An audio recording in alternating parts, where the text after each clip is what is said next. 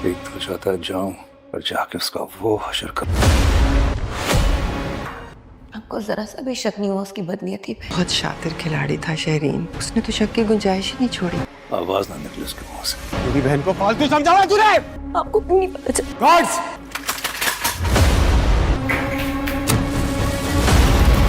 Dubai ले जाने की ऑफर दी थी ना बोल? हाँ?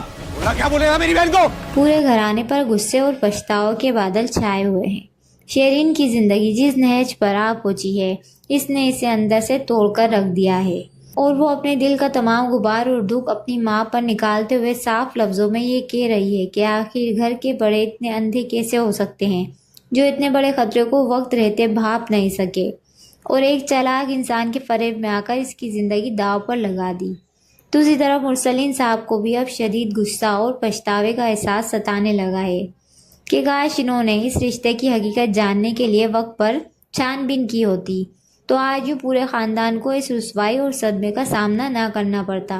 शाज़िया, जो अब तक इस रिश्ते की सबसे बड़ी हामी बनी हुई थी, अब अपनी सफाइयाँ पेश करते हुए यही दिलासा दे रही है कि हरीफ इतना मक्कारी से गेम खेल रहा था कि किसी को भी इसके इरादों पर ज़र्रा बराबर शक का मौका ही नहीं मिला।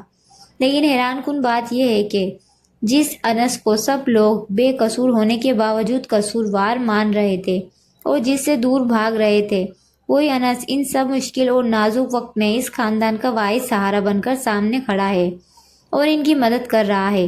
लेकिन कहानी का सबसे बड़ा सस्पेंस और बड़ा मोड़ तब आएगा जब शायान अपने तमाम जब्त के बंधन तोड़कर गुस्से में तेज में आते हुए सीधा फ़ाहम कुरैशी के घर से इसे सबक सिखाने पहुंच जाएगा। शायान का इरादा तो फ़ाहम को इसकी औकात याद दिलाने का होगा, लेकिन फ़ाहम जो पहले से ही शातिर है, वो मौके का फ़ायदा उठाते ही अपने मुहाफिजों के ज़रिए शायान को काबू करवा लेगा और बगैर कोई वक्त ज़ाया किए फ़ौरन पुलिस को बुला लेगा। पुलिस मौके पर पहुंचकर शायान को घर में घुसकर हंगामा आराई और धमकियां देने के इल्ज़ाम पर गिरफ्तार करके अपने साथ ले जाएगी, जिसके बाद अब शायान की ज़िंदगी में एक नया तूफ़ान खड़ा होने वाला है और ये देखना इंतहाई दिलचस्प होगा कि क्या अनस अब शायान को पुलिस की हिरासत से छुड़ा पाएगा या फिर फ़ाहम अपनी ताकत के बल पर इसे पूरे ख़ानदान को मज़ीद तबाही की तरफ ले जाएगा।